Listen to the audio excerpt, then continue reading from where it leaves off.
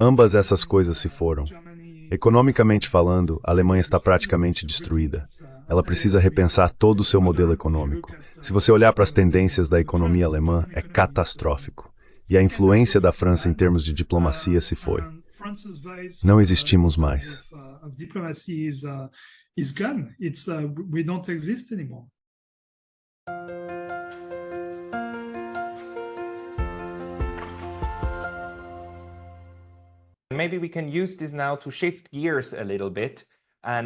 Talvez possamos aproveitar esta oportunidade para mudar um pouco de foco e falar mais sobre a Europa e a política europeia neste segundo segmento. Você também publica no Twitter sobre esses tópicos. Ainda estou conversando com Arnaud Bertrand, o prolífico jornalista, escritor e analista político no Twitter. Por favor, siga-o e procure seu nome. Estará na descrição, é claro. Arnaud, na primeira parte falamos sobre a China e as deturpações. Agora, vamos discutir a atual situação política instável em vários lugares da Europa.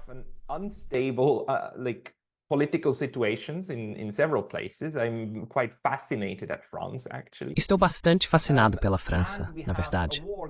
Temos uma guerra em andamento que ainda pode escalar. No momento, há conversas de que os Estados Unidos e o Reino Unido aprovarão o uso de mísseis de longo alcance contra qualquer parte da Rússia.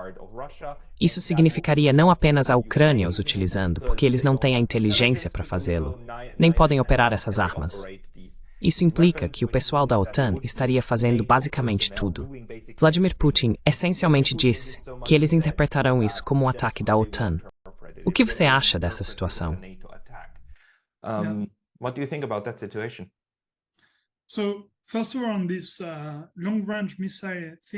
Primeiramente, em relação à questão dos mísseis de longo alcance, o que mais me impressionou foi que, como você mencionou, foram os secretários de Relações Exteriores dos Estados Unidos e do Reino Unido que estavam envolvidos, sem a presença de representantes europeus.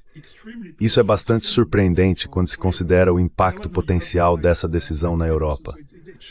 A ausência de uma voz europeia na mesa destaca um problema significativo. Isso ilustra o quão geopoliticamente fraca a Europa é, a ponto de sua opinião nem sequer ser considerada necessária. Presume-se, eu acho que eles simplesmente seguirão fielmente.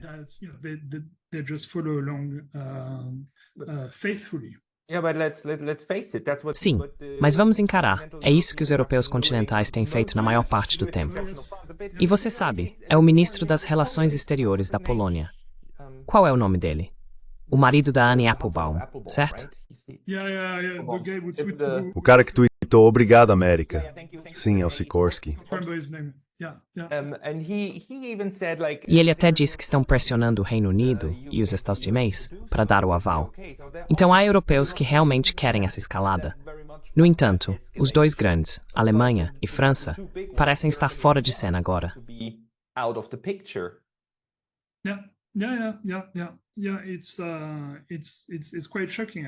Sim, é bastante chocante, na verdade.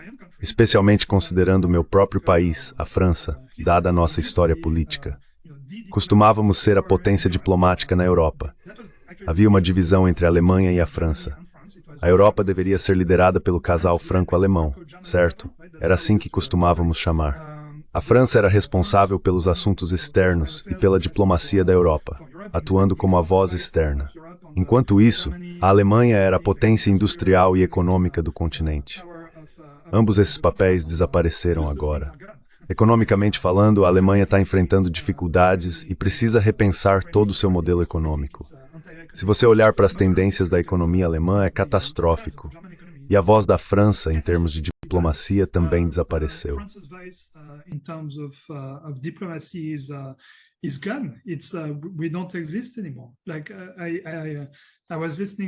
Não existimos mais. Eu estava ouvindo esta manhã Dominique de Villepin, que foi primeiro-ministro da França e também famoso como ministro das Relações Exteriores. Ele é quem foi à ONU para se opor à guerra no Iraque durante a presidência de Jacques Chirac. Naquela época, nos restaurantes, as batatas fritas francesas eram até chamadas de batatas da liberdade, como uma reação.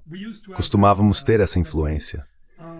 Ontem, no vídeo que assisti, de Villepin literalmente disse que nossa voz se foi.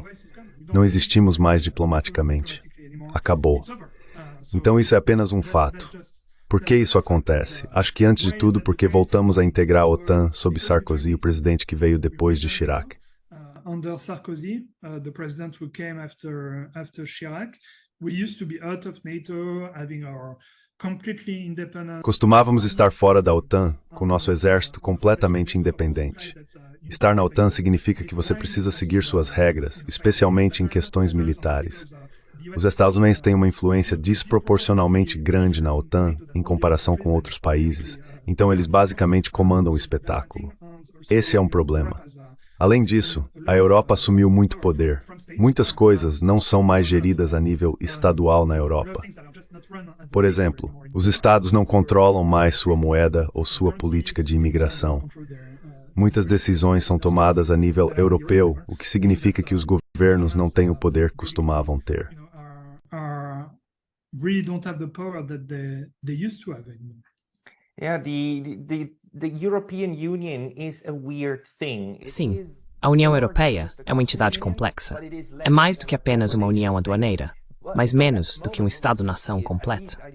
Atualmente, parece exercer uma influência significativa sobre as elites de vários países. Vamos pegar a França como exemplo. Corrija-me se eu estiver errado, mas após as ações recentes do presidente Macron, primeiro convocando uma eleição desnecessária, depois fazendo e quebrando acordos com a esquerda, e fazendo um acordo com a direita ao nomear um primeiro-ministro de centro-direita, parece que ele perdeu muito apoio. Agora, parece que muitas pessoas estão insatisfeitas com ele. Seu mandato vai acabar em breve de qualquer forma. Então, seu único futuro político pode ser em nível da UE. Ele não está almejando um papel na UE e, essencialmente, priorizando isso em detrimento da França, semelhante ao que Kaja Kallas fez na Estônia. Acho que é a Estônia, certo? Ela foi a primeira-ministra da Estônia e, então, imediatamente deixou essa posição, assim que lhe foi prometido o cargo de nova chefe de política externa da UOL. O que você acha da UOL ser usada como uma ferramenta para as elites das nações locais?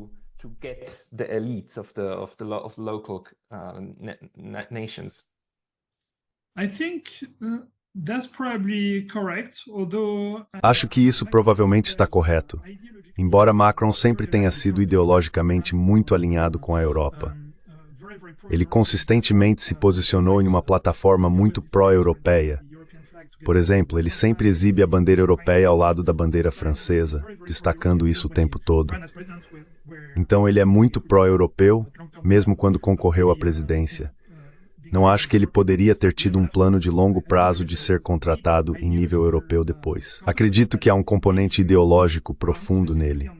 Em relação à nomeação de Barnier, acho que isso provavelmente teve um papel. A alternativa era nomear um primeiro-ministro dos vencedores da eleição, a nova Frente Popular, que na verdade queria agitar bastante as coisas.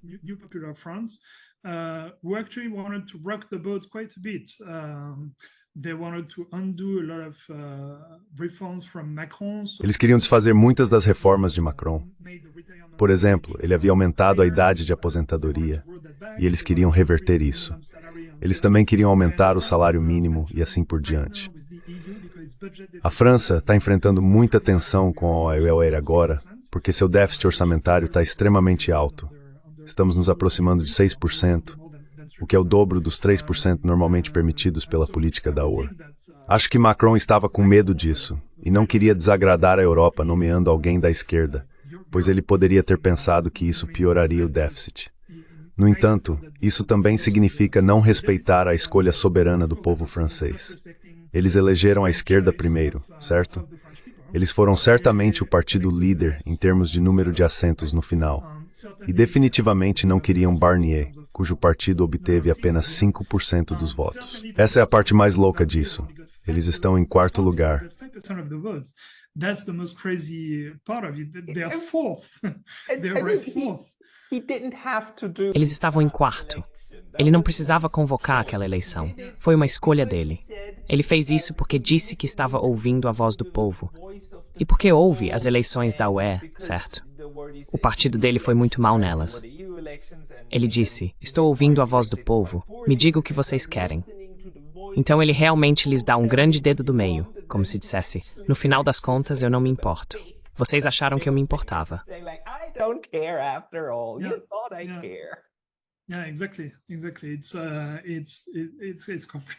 Sim, exatamente. É completamente louco quando você pensa sobre isso e muito chocante. Acho que isso deixará marcas profundas na França. Já tivemos uma situação semelhante. Se você se lembra, votamos não no referendo de 2005 sobre a Constituição da OAM. Não queríamos dar mais poderes à OAB ou permitir que ela tivesse uma Constituição que pudesse assumir muitos poderes dos Estados. Então votamos não.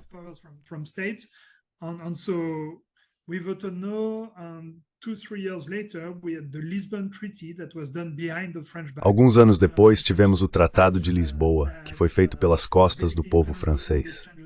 Ele basicamente implementou todas as mudanças contra as quais votamos. Isso é frequentemente discutido na França.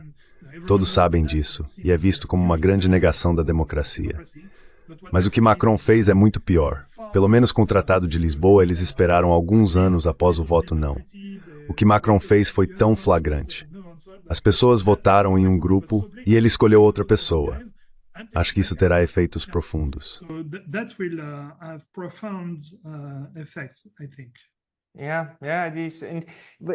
Sim. E por outro lado, para fazer isso, ele provavelmente teve conversas com Le Pen. Então, por que você acha que Le Pen concordou com isso? Isso não a coloca em uma posição ruim? Porque ele é a pessoa com quem você não deveria se associar no momento na política francesa. Você acha que isso pode prejudicá-la no futuro? Ou isso é bom para ela?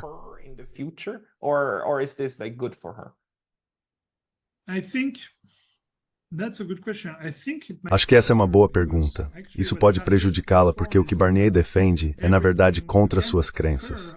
Ele é extremamente pró-UE, certo? Ele é da direita republicana e eles sempre se opuseram ao Front National, and people who vote for Le Pen right now are As pessoas que votam em Le Pen agora são principalmente de grupos de baixa renda na França. Quando você olha para seus eleitores, muitos são do interior e têm baixa renda. Barnier é como a caricatura de alguém que nasceu em berço de ouro, um aristocrata da direita que faz tudo pelos ricos. Isso é muito contra o que sua base desejaria. Então também estou um pouco perplexo com isso.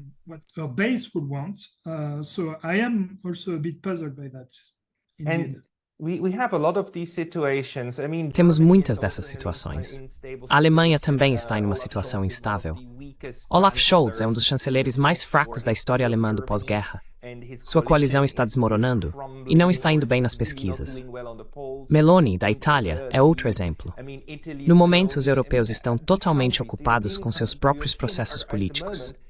Países menores, como a Suíça, têm pouca influência e geralmente se concentram em seus próprios assuntos.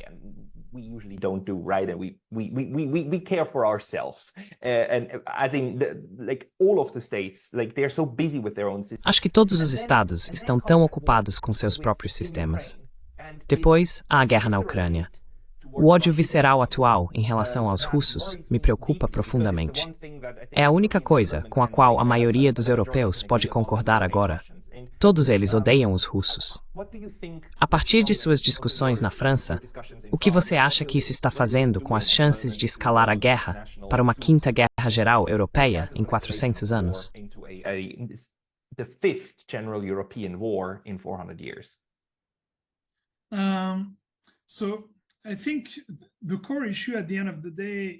Acho que a questão central é que muitos políticos europeus sentem que suas mãos estão atadas.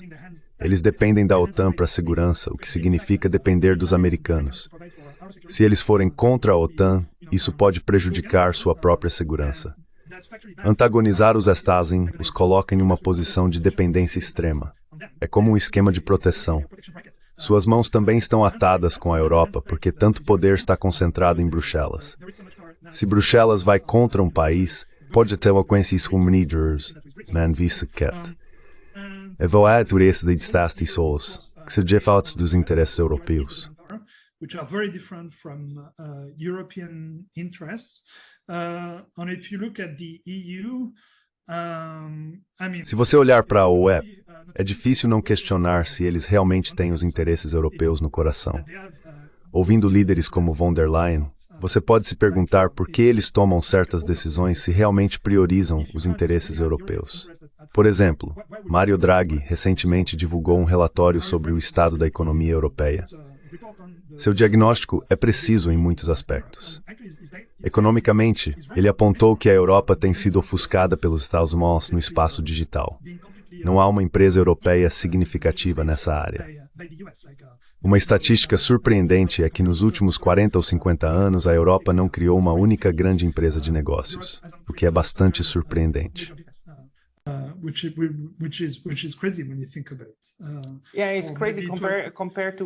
Sim, é louco comparado ao que outros são capazes de fazer. Os chineses conseguem fazer, os russos conseguem fazer, os americanos continuam fazendo. Mas somos completamente e totalmente dependentes dos Estados Unidos para questões digitais e de inovação, sem dúvida.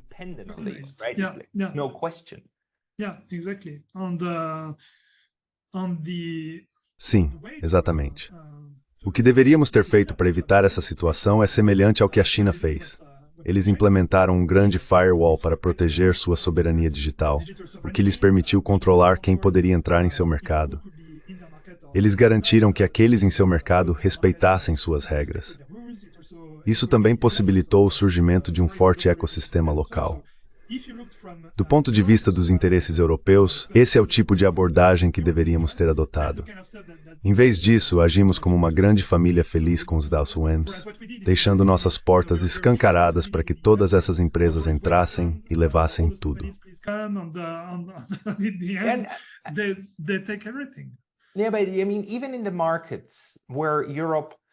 Quero dizer, mesmo em mercados onde a Europa costumava se destacar, como a indústria automotiva, a Europa está enfrentando sanções semelhantes às da China. Isso ocorre porque os americanos se tornaram totalmente protecionistas e provavelmente continuarão nesse caminho. Enquanto isso, eles dizem à Europa para reduzir quaisquer medidas de proteção, e os europeus obedecem. Depois, são instruídos a aumentar as sanções contra a China. Isso é o que me deixa louco. Os assos têm seus interesses, obviamente, mas os europeus precisam perceber que podemos defender nossos próprios interesses. Tudo bem. E então negociamos.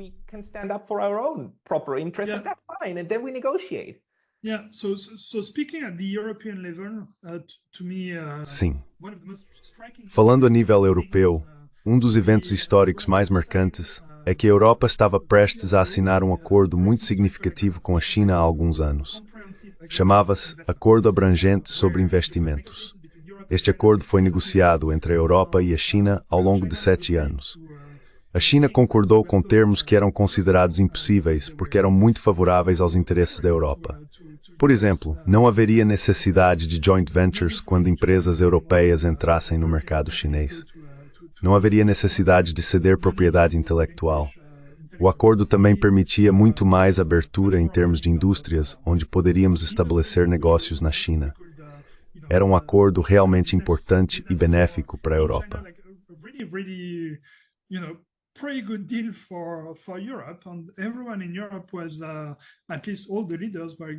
Todos na Europa, especialmente os líderes, estavam incrivelmente entusiasmados com o acordo.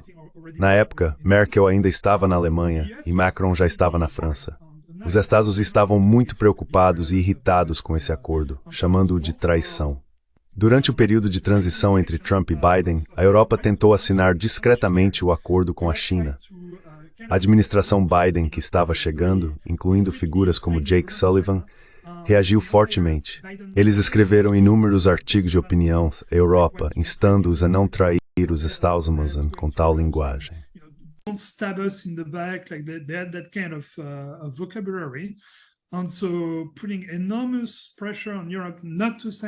Uma enorme pressão foi exercida sobre a Europa para não assinar o acordo. No final, a Europa decidiu não prosseguir. Logo após a administração Biden assumir o poder, eles se concentraram na narrativa do genocídio dos uigures. Eles convenceram a Europa a sancionar autoridades chinesas pelo alegado genocídio dos uigures. Sabendo que a China retalia sistematicamente quando sancionada, a China respondeu sancionando alguns membros do Parlamento Europeu. A Europa reagiu fortemente, dizendo: "Como você ousa sancionar nossos eurodeputados? É absolutamente inaceitável." Como resultado, a Europa arquivou o acordo abrangente de investimento, declarando-o encerrado.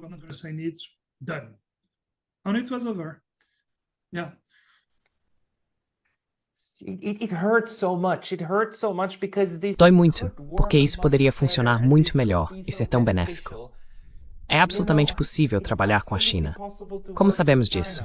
China e Suíça têm um acordo de livre comércio. É um dos benefícios de não estar na OI. A Suíça muitas vezes serve como um campo de testes. Por exemplo, quando o Japão queria um acordo de livre comércio com a Sila, eles começaram primeiro com a Suíça. Uma vez que isso foi resolvido, tornou-se a base para a negociação. Felizmente, esse acordo ainda está em vigor. Não sei quão bem está funcionando na prática. I don't know how well it's working in practice, but So I think from a metaphor that Costumo usar uma metáfora de O Senhor dos Anéis. A razão pela qual existem 3 anéis de poder é que com um anel é tirania, porque apenas uma pessoa tem poder e pode impor o que quiser. Com 2 anéis, há conflito. Quando há apenas 2 jogadores, sempre há conflito. Com 3 anéis, há equilíbrio. A Europa deveria ser sábia o suficiente para entender que o mundo seria um lugar melhor. Tararmaladawa, Cutzeltoverted, se empenha-se o papel como potência por direito próprio, em vez da privilege naveling within those steps. not simply bowing down to US interests. Yeah, there's a sweet spot between. Há um equilíbrio entre ser uma potência colonizadora opressiva que domina o resto do mundo e ser uma entidade fragmentada que está sendo colonizada. Existe um meio termo onde você coexiste pacificamente com os outros. Eu realmente me pergunto como podemos alcançar isso. And I really wonder how we get there. It's very hard. Sim, é muito difícil. Eu tendo a pensar que há ou Europa de mais ou Europa de menos. Esse é um dos problemas. Ou precisa ser um Estado com sua própria soberania e cultura, ou devolvemos o poder aos governos individuais dos diferentes países da Europa. A situação atual, onde é meio Estado e apenas ouve o que os Estados querem sem afirmar seu poder, é extremamente fraca. Isso claramente não está funcionando de jeito nenhum.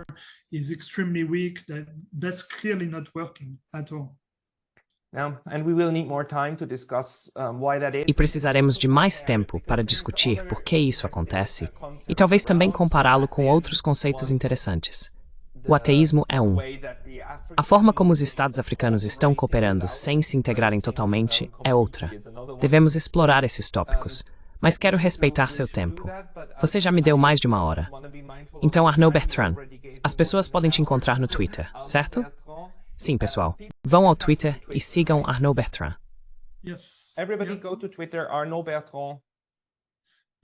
Sim, basta digitar meu nome, Arnaud Bertrand, no Twitter, e você me encontrará. Todos os seus posts são muito valiosos, porque ele fornece uma análise excelente. É sempre um prazer lê-los. Arnaud. Thank you very much. Obrigado, Pascal.